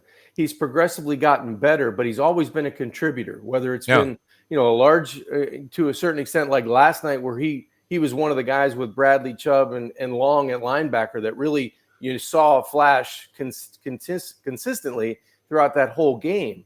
But I felt like, Van Ginkel is one of those guys that always kind of, you always know where he's lining up. He's quick too. I mean, very quick. You see the locks. Yeah. You see him flying around, and he's always playing with his hair on fire, which is a good thing for a defender. Yeah, well, and there's a long fuse there, which is great. Yes. I kind of dig that. The skinny white guy that's wreaking havoc in backfields, and also also in pursuit sometimes. You'll see him chase down a running back and prevent a long gain if he's the last guy and contain on the outside. So yeah, very impressive ball game there. Fangio obviously did something, because you would have to think Belichick, it wasn't lost on him that the Chargers, who were never really known as a running team last year, and maybe put some emphasis on improving in that aspect. But, they literally, just manhandled the Miami Dolphins in the run game. So good job there, because, Belichick was probably, thinking that I can run the ball against this team, and they couldn't. And, I thought that they looked sharp at different times, Miami in the game. It was surprising that it came down to a little bit of a nail-biter, because I'm not sure that the Patriots necessarily go in and score. But it was interesting to see Mike Gesicki, pitch the ball. Guy, some stuffed lineman, overstuffed lineman, makes a miraculous catch like he Strange was was Jerry his Rice. name to add to Yeah. that strange play. Yeah. Yeah, and I'm waiting for a snowplow to come out there. I mean, Where's Matt Kavanaugh? what hold the the hell? football, Yeah, right. yeah, that was a wild thing. But I didn't. It was one of those games where you thought, wow, the dominant team was clearly Miami in that ball game. All right, Denver. I'm watching the end of that game. They flipped to it. They were playing Washington, right? And they were down 11 points. And Russell Wilson is operating from about the 7 or 8 yard line. They go backwards. I mean, a series of lame plays that lead to a consolation field goal there at that point. And you're thinking, all right, you're still down 8. You need to get the ball back. Interesting seeing Westy on the sidelines there. The Broncos opened the season by having an onside kick as their very first play. I don't know. You think Westhoff, does he have pictures of Sean Payton? Payton's a gambler, though. He did that in a Super Bowl game and to open up the second half. That's and right. It turned out to be a huge turning point in that game. So not inclined to shy away from the gamble. But somehow they end up throwing a Hail Mary and are in a position to tie that game up. They fail on a 2-point conversion as they had previously on a half a dozen red zone plays from deep in the red zone. What do you make of them? I mean, and how desperate do you think teams get when they're 0-2? Because even with 17 games, 0-3, that becomes a big fat round number there in the win column. Yeah, the percentages, and I'm not sure what they are, but I know they're not good when you start 0-2, let alone drop another one and go at 0-3, even with the extra game. So desperate is one thing, but do you have the talent to keep up with a team that, when you look at the AFC, the Miami Dolphins, if they're not at the top, they're right around the top of the food chain. So the Denver Broncos are going to have to play much better than they had in the prior 2 weeks, even though they're going, back and forth with Washington. That's still, that's an improving team, but it's still not to the caliber of the Dolphins. And I don't know, Bill Belichick did a smart thing on defense. He was going to take away the most lethal weapon. And for most of the night, I would say they were very successful in limiting the explosive plays. Yes. But the Dolphins have found a way, when they do that, we have other guys that can get it done, and we can maybe carve you up in a different way. I really like the way the Dolphins attacked both teams that they played. And I don't know if Denver coming in with not a whole lot of momentum built. Yeah, Russell Wilson's playing a lot better. They look a little different with some semblance of an experienced head coach and what they're trying to do with a different staff and a different scheme. But I don't know if they have the firepower to come down to South Florida and beat the Dolphins in their home opener. I don't see it happening. Well, what's interesting, both of you guys have touched on it, and it's something that was a problem for the Dolphins last year. My only big black mark against McDaniel was when something was working, if it wasn't passing, he didn't care. He wanted to throw the ball, chuck it. Yeah. They would go down the field a lot because of all the Tua detractors, and he's like Tua's biggest fan, so he had to prove Tua could throw it deep. And it's like, when you have a hill, you don't have to do that. Let it come naturally. And through the first 2 games, you both said it, like they were 2 totally different game plans. And thank God, isn't that what the great coaches do? Is whatever you're going to give me, okay, I'm not going to force my will. I'm going to take door number 3. I'm going to take the thing that works. And he did it time and time again last night. The run game was working. He said, okay, we're going to just run the ball. And I was very impressed by that even when the sky was falling at the end of the game, he kept running the ball, kept the defense off the field, and kept the Patriots having to grind out defensive drives. And that's why they won the game last night. Yeah, Mike McDaniel said it in his presser after the game on the 5th quarter show we do that, there was only one instance where Tua kind of pushed the issue, and that was when he forced the football down the sideline, and the rookie for the Patriots, Gonzalez, goes up and climbs the ladder, gets the interception over Tyreek Hill. That was really the only play that you could go back and say, wow, Tua should have maybe went somewhere else with the football. He was covered. There was, you're going to give if it was Mike Gesicki at 6'5" or 6'6" going down the sideline, you go, I'm going to throw it up. It's like a punt, no big deal. But, that was really the only play that kind of stood out. And there was maybe only one play against the Chargers that was like that. So Tua is starting to trim a lot of the things, a lot of the mistakes that he has made in the past, and he's making a lot more positive plays in consecutive plays. He's backing up a great play with another great play. And Mike McDaniel is calling another good play after another good play to set this offense up to use the playmakers that's within this system. And I think the one thing that they're doing this year that they maybe found out in the offseason that they could take advantage of is putting Tyreek Hill in motion and gaining leverage before the ball's even snapped. Not only for Hill, giving him a running start to a certain extent, but by moving him, you're spreading the defense out. That only helps Tua in his pre-snap read, give him more room to throw the football, but it gets people off the line of scrimmage that when Mostert hits that line of scrimmage with a whole head of steam, he's through this to the second level before they can do anything about it with his strength and speed. So it does a lot. The pre-snap motion is giving the Dolphin offense leverage. It's giving them room, and it's giving Tua a lot easier to be an easier facilitator of the football because of that space. I was watching a little Gillette NFL matchup there. And the very professorial Greg Cosell, who was one of the few people we haven't been able to even get the slightest chuckle out of during the course of an interview. And this guy's serious about his stuff. I guess he would. He is related to Howard Cosell yes. Somehow. Yeah. Is he like a cousin or something? That was his uncle. That was his uncle? Okay. But they're completely different characters. That's for sure. But he was pointing that out. He had a nice illustration of it on that show yesterday on ESPN where they were showing the perils of trying to keep up with Tyreek Hill lining up in these different positions. So, and that zippity-doo-dah passing game that, too, I mean, if there's anything he's perfectly constructed to do, it's throw that quick, inside slant pass and give this guy room, and they've done a really good job, I think, of, sort of integrating the various parts of their offense to be a constant threat. You just can't discount them from coming up with either an explosive play or even executing their first drive. I mean, this goes back to last year. In almost every game is usually just like you're watching like a well-oiled machine there. Yeah. Like you're watching Secretariat in the Belmont. And they usually result in a score. And that's been fairly consistent with McDaniel. So, that's definitely a good thing. All right.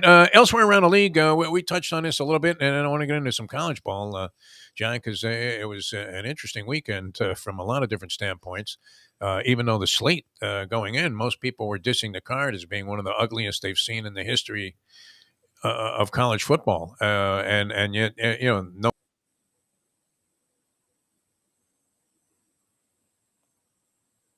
No, it's Defo's frozen. That's Defo. He never sounded better, Lubie.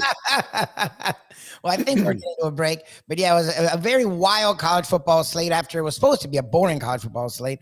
So we'll talk about that and touch on a little bit more of the NFL. But one place we did talk about before we came in, and I do want to talk about right now with this gentleman because he knows it pretty well as his brother or sister-in-law run it and a dear friend, his proprietor, Jimmy Johnson's Big Chill of Key Largo. I'm so happy we're back involved with you, them, and cannot wait to get out there because this must be their prime time of the year. Yeah, it's definitely the strike zone for the Big Chill and Jimmy Johnson's Big Chill down in Key Largo. Just a terrific place during football season or any time of the year to go down and take in the Bayside views, at the Tiki Bar or go into the sports bar and have a bite to eat or have a drink at the restaurant. In the middle, but my favorite spot's going outside and just kind of kicking up to the Tiki Bar and looking at the pool and the cabanas and the boats and everybody having a good time there. Great food, great drinks, great staff. It's just great times at Jimmy Johnson's Big Chill. Cannot wait to get back there. I know we're going to do a bunch of shows this year there. When we get back, we'll talk now more pigskin, a little bit of the college variety as all three Florida teams are ranked. That's been a while. We'll talk more about that when we get back here. Jimmy Johnson's Big Chill Pigskin Playbook with John Congemi here on South Florida Live. Ponies in Style at Champions, the outstanding simulcasting room at beautiful Hialeah Park. Yes, the grand old lady of thoroughbred racing has never been more vibrant, and you can wager on the races from the top tracks around the country while enjoying a cocktail at the Brass Rail Bar or any of the fine food served throughout the facility. If poker is your game, you're covered in Style, and you can play all your favorite Vegas-style games, including blackjack, craps, and roulette, in Hialeah Park's sizzling hot casino. Get a player's card when you walk through the door for all kinds of generous amenities, including our favorite, free play, when you come out to the ultimate casino and entertainment destination, Hialeah Park. These days, we're all looking for comfort anywhere we can find it. Thank goodness for Landlubbers Raw Bar and Grill in Plantation, because they are making sure you are as comfortable as possible. First of all, they're not only open for delivery and pickup. All you have to do is go to landlubbersbarandgrill.com for both pickup and free delivery. You're going to have the best wings in the world. You're going to have a great burger. You're going to have their amazing soups. Again, Landlubbers, Raw Bar, and Grill. It's nice and easy. Just go to landlubbersbarandgrill.com for both your pickup and free delivery. Thank goodness for Landlubbers for making you always feel right at home. Are you looking to buy your first home? Have you been turned down for a loan? Do you need to refinance or get money out of your home? Call Michael Codzi, CEO of Choice Mortgage. He's been helping the South Florida community get mortgages for 30 years. Hi, this is Michael Codzi, CEO of Choice Mortgage. We have the most competitive fixed rates in the market. Call me 24/7, 561-441-2730. And remember, I don't just work banking hours. To make the right choice for your home, call Choice Mortgage today. John Congemi. Now, did you scale it back when you were head-to-head with Danny there at Augusta National? Because, you know, he doesn't like to lose. Actually, guys, you're right. Dan doesn't like to lose in anything. And the only time I was ever able to go to Augusta, I think the Samsung guy backed out, and Danny asked me about 11:30 at night, and I put on my shoes and went to bed. And I woke up and went to Augusta, made a hole-in-one on the 16th hole. And Dan said he hit a better shot than me, so he took the tee on 17. So I let him do that. I didn't want to get stepped in front of you after a hole-in-one. When you add it up, I flew up on a private jet. I was going to eat for free. I played the golf course. I figured he deserves the tee on 17. I mean, the audacity just to cut right in front of you after a hole-in-one. Buenos dias. The cafecito is piping hot. Why not enjoy it with Defo and Lubie? It's now time for the Defo Show. Alrighty, so the power went out in Defo. The power has not gone out in the state of Florida. It is very interesting because I have been weirdly biased against my rivals. I admit I'm a Noel fan, so even though I grew up with a soft spot for the Canes and hatred for the Gators, I let my bias get in the way of, so far, two rejuvenating stories out of Gainesville and Coral Gables. And the Noles were as good as they were touted until the fourth quarter of Saturday. I know you called college football for a while. I know you still have an eye on it, especially the state of Florida. We talk a lot about it. How pleasantly surprised are you to see a Gators team dominate what was at the time a number 11 Tennessee? To see the Canes, look, their competition's been suspect, but the A&M was supposed to be top 25, and Jimbo's fighting for his life. I mean, so far to see those two programs play the way they have played. Look, even I have said, hey, good for you, Mario. Good for you, Billy. Yeah, I think those are the two guys you have to give a lot of credit to, because those teams are starting to look like what they envision those teams to look like. The Florida Gators have two versatile running backs that they can lean on, and a quarterback that's getting better week to week. The Hurricanes, the defense is starting to come alive. They're getting more playmakers on the outside, and their quarterback's playing with a lot more consistency this year than he was last year. So, through a couple of weeks, I think you could see the vast improvement for Miami. The offensive line is vastly improved. They get a couple of transfers. They get guys out of the portal. You get a couple of freshmen that you hit on, and you plug them in, and they're much better than the talent that was out there over the last couple of seasons.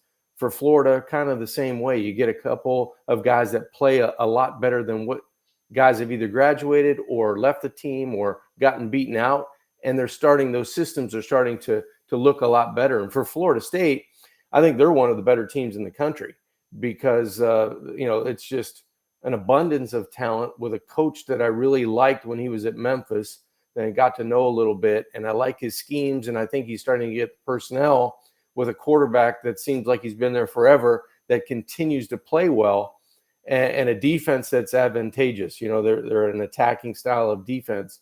And, their big games coming up this week. I don't know if they're on the road or at home against Clemson, but on the road, Clemson. But, it'll be a big test for them on the road. But both of these teams should start to play, the competition that is more on level footing. Florida did last week against Tennessee. They fared very well in the swamp. Miami will start to, slowly, get into their weight class. And now Florida State with Clemson should be a great one. Well, and it's why one of the reasons I like talking to you is because not only you cover the game as well as anyone, but you were in it. You played it, high level high school, high level college, played at the pro level. So when dummies like us slam coaches, you can actually tell us, okay, are we wrong? Are we right? Because a lot of the people, the Canes 2 years ago, look, Van Dyke was a Heisman candidate for a lot of that year. He looked great under Rhett Lashley with a more wide open, quick paced offense. And then last year, they bring in the Broyles award winner from Michigan, but an offense from the 1960s. Sorry, 1980s. Marino was slinging it. 1960s, and they wanted to pound it, and it didn't work with Van Dyke at all. And he looked like a shot fighter. They changed the offensive coordinator. They go back to more of a up tempo. We're in South Florida. Let's use our speed kind of offense.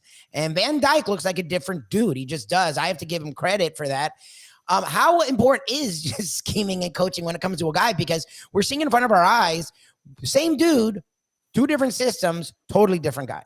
Well, just take a look at Van Dyke. I think he's had, the same amount of offensive coordinators, probably the same amount of quarterback coaches. So, in one offense, you're taking a drop and trying to distribute the football this way.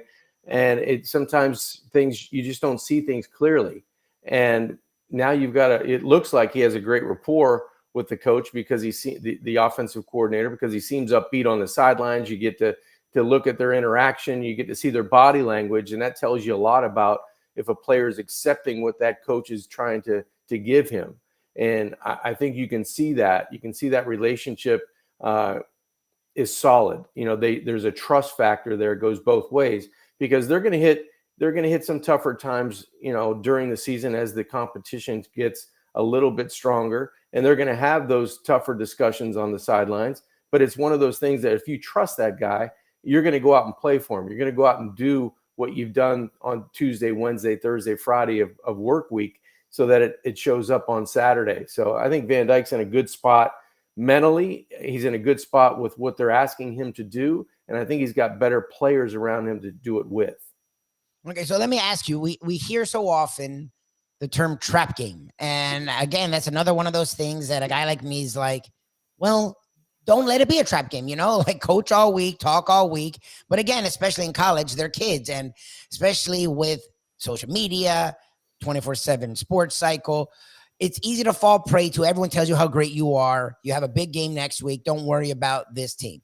Well, this weekend felt like a lot of trap games and a lot of teams overlooking their weekly competition. And you talked about Florida State, so I want to start there. Look, it's end of the third quarter. They're up 31-10, so even though they struggle in the first half, it's fine. It's the red bandana game with Boston, which is always a big friggin' thing. They play their best game of the year every year, no matter what team they have with that game. It's on the road. It's early, 12 o'clock game. You have Clemson next week. All that's there. But now you're up 31-10. Well, then they go to get blitzkrieged, 19-0, have two fumbles, one on a kickoff, which I didn't know you could fumble a kickoff. It's not even a punt. And their offense shuts down. They fall apart. Boston College sort of saves them by having dumb penalty after dumb penalty. They win by 2. Okay, you played the game. I, as a fan, am losing it. This is a joke. This is ridiculous. What are you doing? Struggle a little, but you'll win big. But all we hear over and over again is, look, just win. Like, if you get the W, it's a lot easier to correct things with that W than with the L. Okay, as a guy who played big-time college football, what do you take away from a performance like that, where literally from the end of the third to the fourth, FSU just couldn't get out of their own way with snowball after snowball? Yeah, I think sometimes, you fall into that trap where you look at the scoreboard and you go, wow, game's over. Yeah. Games, all we got to do is kind of go through the motions, not try to cough up the football. Let's just go. If we punt, it's okay. Just keep, how much time's left? Wow, there's only a minute gone off the clock. Felt like I've been in there for a half an hour. And you start to do that to yourself sometimes, and I think that's it's human nature kind of, but you're not playing each play. You're kind of playing out the string to say, Clemson's, we finally put these guys down, but that you didn't tell Boston College. They kept going and they kept playing and they kept taking advantage of the missed opportunities from Florida State or the mistakes from Florida State. And it became a football game. And it was a little bit like you felt like watching the Dolphins. The Dolphins were in total control last night, but they didn't tell New England, that the game was over. So New England kept playing and playing. And all of a sudden you're going, wow, this is a football game. It was a little bit more, I guess it was a little more down to the wire for Florida State because, Boston College is scoring and they're continuing to move the football. And you're kind of, if you're a Knowles fan, you're kind of sitting on the edge of your seat and you're pulling your hair out going, not now, not this. Because I was doing the same thing. I like watching Florida State play. And when I'm watching the game, it's like, you're gonna throw it all away and you've got Clemson on the horizon and you're up by more than 2 touchdowns. That's just the human nature of the game. And that's why you continue to kind of, if you let your guard down for an instant against maybe not an equal opponent, but a team that can really get you and continue to fight, scratch and claw. That's why, you got to play the full 60 minutes. All your coaches are always harping on that, but that's the truth. As soon as you kind of hit the brakes a little bit, you didn't tell the other team. Well, and that's the thing. And we saw that all around college football. Look, Georgia was down 14-3 and South Carolina came into this year with some hype, but they've sort of been a little off to start the year. Spencer, you talk about a guy who's been around forever. Spencer Rattler is still quarterbacking in college. Yeah. Football. Alabama's losing to USF, and this isn't. How about Texas? Texas was losing to Wyoming, and this Wyoming. Iowa State goes on the road and loses to Ohio by a field goal. Oh, Notre Dame was in a dogfight 21-14 at half. Yeah, Michigan, it was that type of week because, just take a look what we started talking about college football, Lubie, at the start of the show. That was a dog slate. There's no games worth watching. Don't you think the coaches on those teams that were the dogs were telling them all week, listen, this team is not going to respect you. This team is not going to play for 4 quarters because they think they're superior. If we just keep at it, we just keep pulling the rope, we just keep banging, the hammer, you got to keep going, you got to keep playing. They believe that at some point. And that you can feel that in a game where the intensity kind of goes back a little bit. But if you're the team that's the underdog, you're going to keep punching. And a lot of those teams were punching for 4 quarters. Well, you saw, look, Jay Norvell of Colorado State did it during the week. People were like, aghast that someone would try to talk crap about Deion Sanders, the savior. But again, look what happened. To me, if they lost that game more than Colorado won it, Colorado State was playing great all game defensively and did let's go to prevent. And Shedeur Sanders, who's a very accurate, quick time passer, said, okay, you're going to get that open. But so what does that do? Because look, the one team to me out of all of it that I can't take my focus off of, not Georgia. We saw this last year, a couple of times last year, they struggled. Not Notre Dame. Marcus Freeman's a defensive guy, so with a new quarterback, so you may see some struggles. They went on in a runaway. It's Alabama, which is so weird to say it about them, but the fact that he's now played 3 different quarterbacks, even though Milroe wasn't horrible, he's now played 3 guys. They couldn't get in the end zone for almost 3 quarters against USF. And again, Matt Grothe isn't at quarterback for this USF team. They're now out of the top 10 for the first time in a long time this early in the season. People are starting to wonder, look, the guy looks a little older, Saban, he looks tired. What are you seeing from Alabama? Because, we know they haven't always been an offensive juggernaut, but I mean, it took them to the last of that game to get to 17 against USF. I think Alabama's still a very talented football team. I just don't think they've kind of figured out what they want to do. I think that they're throwing a whole lot of things at the board, kind of going, who are we? What are we going to morph into? I don't think so much on the defensive side, because defensively, when they came back after the rain delay or the lightning delay, they got after South Florida a little bit, and you could tell the body type was starting to take over an SEC to an AAC type of team, especially in the trenches. I don't think it would be a bad idea to go back to the quarterback that started the season in Milroe, because I think he gives you more options. I don't know. I mean, I know it was a difficult day to throw the football with the rain, but before the weather came in, I don't think Alabama was very threatening throwing the football with 8 at quarterback. I can't remember what his name was. Simpson? Did Simpson start or was I can't. The guy that started the game didn't threaten me. If I'm a defensive coordinator for South Florida, I'm going to go, pressure the pocket, make him get rid of it, make him beat you down the field, because he wasn't accurate with the football. As the game went on, I think Alabama knew it was only a matter of time. But boy, South Florida, give them credit, because they kept it interesting for a long time, especially after the rain delay.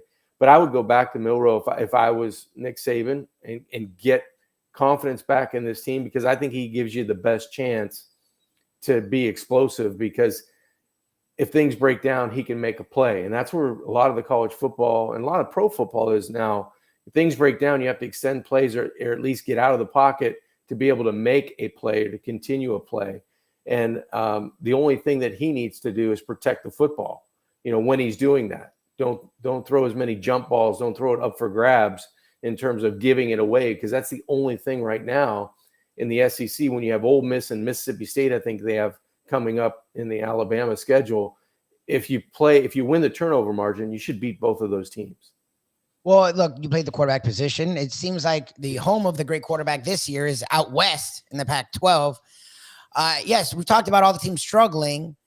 The one team that is sort of not getting talked about because they're really deep in the Northwest is a team that may have the best quarterback in the country. Michael Penix Jr., formerly of Indiana, was their quarterback when they had a good year 2 or 3 years ago.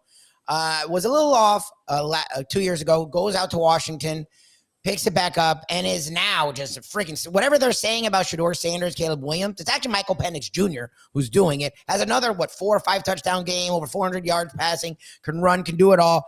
And unlike a lot of the teams out west, Washington plays really good defense. They're just steamrolling teams right now, and they're in the back half of the top 10.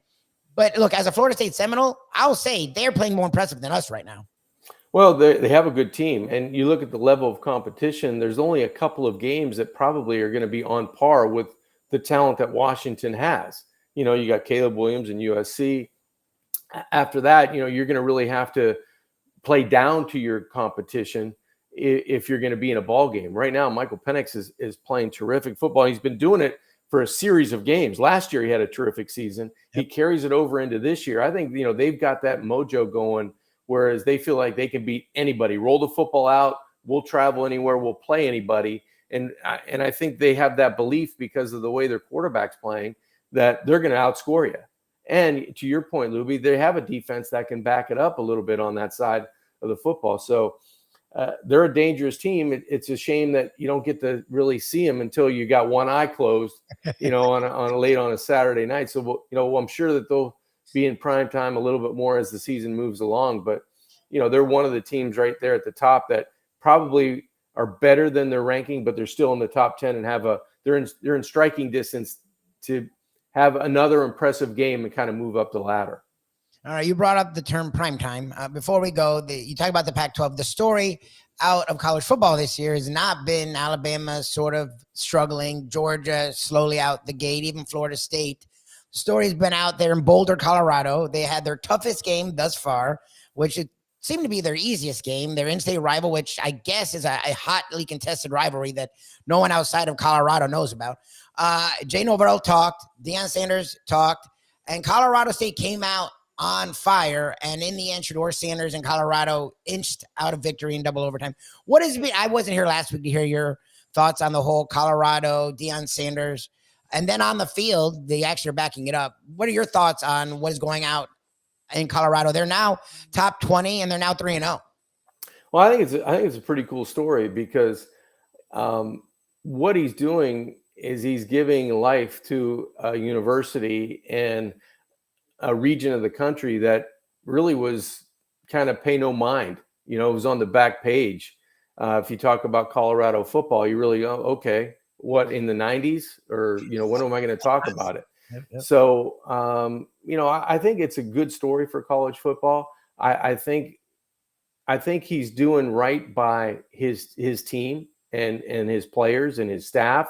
He's giving them some confidence. He's giving them some swag. He's giving them what college football kind of needed. They needed an instigator other than Alabama and Nick Saban on the sidelines. And I think that it's good for college football as long as it stays on the field.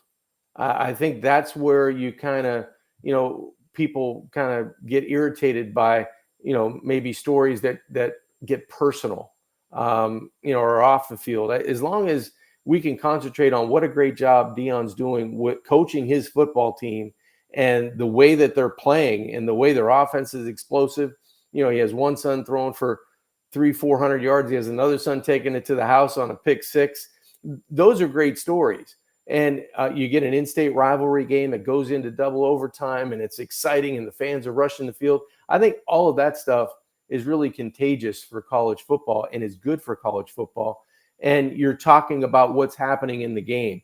I really, for me, I don't care about you get a sunglass deal and everybody's wearing sunglasses, or you got a Rolex in pregame and you're coming out and you got your bling on and all the dignitaries that are coming in pregame. All that's banter and it's good for TV. It's good for the fans out there. But for me as a college football fan, I want to watch them play on the field. And what they're doing on the field, as long as it overshadows everything else and I can enjoy that and move on and watch it again and get excited about watching a team like Colorado that's well-disciplined, that's well-coached, that are doing all the things that they should be doing to win games. I think it's great for college football if that continues to override some of the auxiliary things that happen around it. Well, and that's the sort of thing I'd want to touch on before we let you go is, look, I'm an old school soul, and you played in the 80s and 90s, which doesn't seem that long ago, but I guess is a different era nowadays. You did the Barry Sanders, and you just kept it moving. You didn't talk, but Deion made a career out of talking, and it worked. Look, cornerback was a position that was almost nameless, like offensive lineman, really, until he got there and made it a skilled position, and it worked, and good for him. He got the marketing dollars. He made that position right there with the receiver, right there with quarterback. People think of corners. Ever since that time, they really realized just how difficult a position it is. So cool. He did his talking, and it worked for him. But we've seen throughout the time of sports, if you talk, it comes back to bite you in the ass. Now, I've never been the biggest fan of the pitcher throwing the ball at, so a guy talks to you. You could kill him. That's not equivalent. But in football, you can legislate things on the field. And it happened this week. And Travis Hunter is a Deion Sanders. Travis Hunter's a guy, was the highest rated recruit almost ever, was supposed to go to Florida State, switches to Jackson State. It was a big deal. The first 5-star ever to go to an HBCU. He then follows Deion. He's been playing really well on both sides of the ball. He talks a lot. He's been talking a lot. And Colorado State was sick of it. And they hit the crap out of him. And it sort of sucks because he's hurt now. One of the stars in the college football world. He's going to be out a few weeks. I'm never one to say go and take someone out. But as a guy who played with Pittsburgh, who had some of the great defenses, who played in high school, St. Thomas was known for defense. When you're hearing that stuff, okay, I'm not saying you say it's right or wrong. How hard is it for players to not try and take it out on the player on the field? Because it feels like that was pretty clearly what happened on that play. Yeah, that was a dirty play. That was a dirty hit. And unfortunately, it ended up in an injury for Hunter that's going to keep him out, at least 2 weeks, maybe more. I don't know the severity of it, but you kind of put a target on your back, and some guys like that. Some guys do that and takes pressure off of the rest of the team, So me personally, I wasn't that type of player, but played with players in all kinds of levels that were like that. And you just, if it didn't detract from what he brought to the table week in and week out, I was kind of, okay, that's just him. That's just the way he motivates himself to get ready for a game. Now, does that expose you to other things that could happen during a game? Naturally, it should, yes.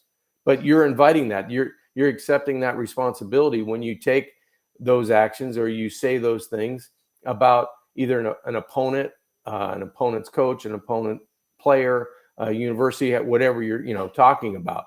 But you do open yourself up to that. But you should never cross that line. You should be able to do it between whistles. And that one was kind of unfortunate because that was a play that shouldn't have happened.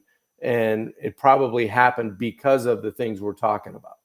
Well, one place that only gets down and dirty in the drinks, the food, and on the stage is Jimmy Johnson's Big Chill, Key Largo. Can't wait to get down there. Send our best to Larry, Dom, Amanda, and we'll definitely work out when we're going to get down there. John, appreciate it, and look forward to another Monday, Jimmy Johnson's Big Chill Pigskin Playbook Monday next week. Enjoy tonight's action, and we'll definitely talk to you next Monday with more football on the brain. You got it, Lubie. Give Defo my best, and thanks for having me today. Thanks, John. I appreciate it. Sorry about that. We lost Defo in the struggle of modern day. What's up? I mean, we've had electricity for a long time. His power went out, point blank. But we got through it.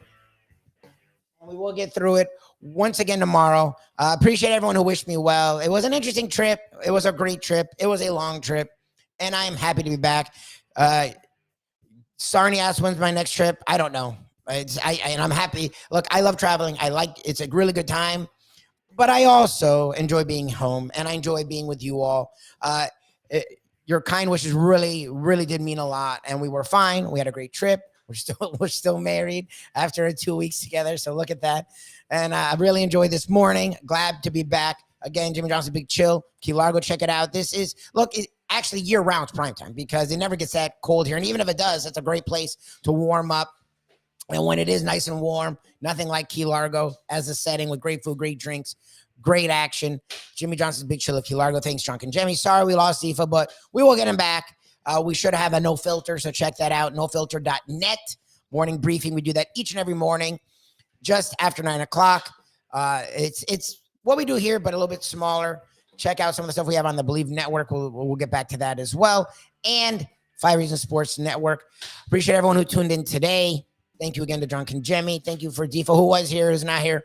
Today, Mike Mills Lunchbox back to Three Amigos. We'll be live at Shenanigans Sports Pub. Pat Utter, he's a big Dolphin fan. He will be in all his glory as the Dolphins are now 2-0. 2 hard-fought victories on the road. Look, it's hard for me to watch my team struggle and be positive, especially the Dolphins were dominating. The Dolphins were up 2 scores, and it really should have been 3 scores, to be brutally honest. And they couldn't get that field goal. And the defense just fell apart in the fourth quarter. Once they went to up-tempo, the Patriots, the Dolphins, they were getting after the quarterback. They didn't go prevent, but the middle of the field was wide open. And Mac Jones, I don't think he's an NFL starter, but he is accurate. And if you give him time and you leave guys wide open, he will kill you. And he did. And the Patriots scored 2 touchdowns on 3 drives when they hadn't scored a touchdown the entire game. And they were marching down the field at the end. And they ran out of time. And actually, I don't agree with Defo. The replay showed that's the one good thing about if they are able to get a replay that doesn't have a bunch of players around, they can freeze frame it. They freeze framed it. The knee was down. The offensive lineman was shy of the first down marker. That's where they spot it. Once they realized that, and that made them short. It was a ridiculous play, and it almost worked, but the Dolphins did win on the road 2 games in a row against teams that were either playoff teams or playoff caliber teams. You take it in the NFL. My Seminoles, to me, that felt a little worse because it's college. You're a 27-point favorite. Yeah, it was on the road. Yeah, it's a red bandana game, but Boston College isn't good. They're not a good team this year. Halfley has not been what they thought he would be coming out from Ohio State as defensive coordinator. They've struggled, and Florida State should have. And they were up 31-10. Look, I understand mistakes happen. It's not that they allowed a touchdown and it was 31-16, and okay, then they fumble a kickoff. Fine. The defense got to stop. Okay, let's clear our heads. Let's go finish this game. They then fumbled, that leads to a touchdown. They then move the ball, but have a dumb penalty, so now they have to punt. It just snowballed. And the good teams will have mistakes, but the great teams, when those mistakes happen, they clear their head, they finish the game. Notre Dame struggled early, found a way to win 41-14. Georgia struggled early, was down by 2 scores, won by 10. Florida State allowed Boston College to come all the way back, and if not for a dumbass penalty, Boston College would have got the ball back, and they had all the momentum at that point. They had literally scored 19 straight points. It was a disaster. Yes, Florida State got the win, and they may have been overlooking Boston College. You can't do that. You just can't. They go on the road to play Clemson. We'll see what happens. Miami is undefeated. Yeah, they played a very soft schedule because even A&M, the ranked team, most people who looked at A&M outside of their recruiting figured they were going to be bad. A 5-7 team that looks everything like that this year. Bethune-Cookman, They started out with Miami of Ohio. They played Temple. So I don't know what to do with their wins, but you know what? The offense is playing well against lesser competition, something it did not do last year. So that is an improvement. The Gators. Look, Joe Milton is not good. And yes, because Josh Heupel was able to resurrect Hendon Hooker from Virginia Tech, people figured he would do the same with Joe Milton. He hasn't. Milton from Michigan is not good. He's not accurate at all. He has a big arm, but he's really not a good quarterback. And Tennessee's offense did nothing. Tennessee's defense hasn't been good. And Florida, even though I don't know what to do with them, took advantage of it. And they played a team that was ranked 11th and dominated them and won going away. So that is an improvement for Florida. We'll see. The big three are ranked in the top 25 for the first time in a while. UCF's playing really well. USF almost took out Alabama. So football's back in full swing. You have Monday Night Football tonight, which we haven't talked about at all. So I apologize for that. We focused on the college football slate, the NFL slate, but you have two games tonight, the Saints and the Panthers, 7:15, Browns and Steelers at 8:15. So we will talk all about that tomorrow and more of the football and sports world. The Marlins did sweep the Braves. Marlins were starting to do up and down, and then a Braves team that they've struggled with all year long, they swept in dominant fashion and are in that third wild card spot as we speak. Talk a lot about that as the week goes on. Again, check us out today at 12 o'clock live from Shenanigans Sports by Patrick Utter, the man, the myth, the legend, Mayo, myself, Defo, right here for Defo, who was here. He wasn't absent. He was here, but Power took him out for John Congemi. Again, Jimmy Johnson's Big Chill, Key Largo. Check them out. I am Mike Lubie. We will check you out tomorrow at 12 o'clock right here on South Florida Live. Let's go to eat a damn snack. Look what they done to my soul.